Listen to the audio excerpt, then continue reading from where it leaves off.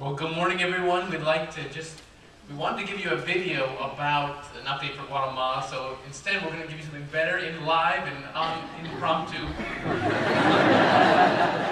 So, we had the opportunity just recently to be able to go to Guatemala. We've been working on a church plant, Cornerstone church plant there. So when we go, we work on evangelism, discipleship, having Bible services, kind of preparing the way for a church services that we would have if we were able to have a church there.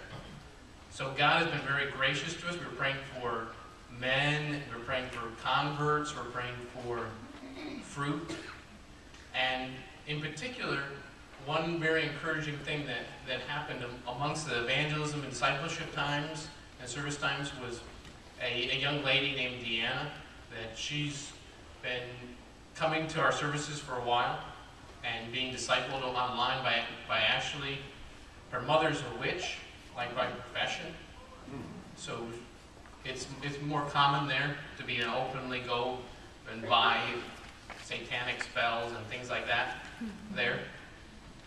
So it's mixed in with the Catholicism. There's a lot of Catholicism mixed with Satanism. So there, she's always been soft to the gospel and wanting to hear more and wanting to know more, but never willing to follow Christ. She always considered it too much to follow Christ.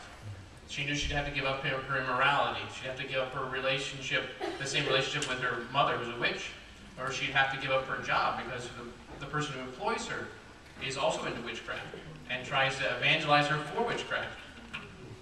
She knows that if she has to follow Christ, it's going to be very costly for her. But what does Christ say? You know, can you keep your life? No. You're not going to keep it anyway, so you might as well give it up for Christ. The math works, right? So we try and persuade her every time that, look, this is good math. It's your soul. So we hadn't heard from her for some time. She dropped out of communication. In that time, we found out that she tried to commit suicide. The doctor told her, I don't know why you're alive. You should be dead. And so we tried to follow up again before we were going on this trip.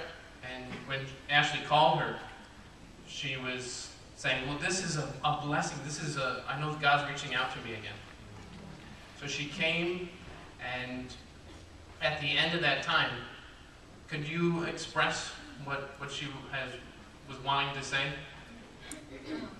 She sent me an email on Sunday, and she said that she's very thankful for us coming. She learned so much in the past 2 days that she was there, and how the only thing that she asked from us is that we would pray for her. She is praying to God that God will give her faith and understanding and kindness and faithfulness, and she wants to be saved to God and from this world.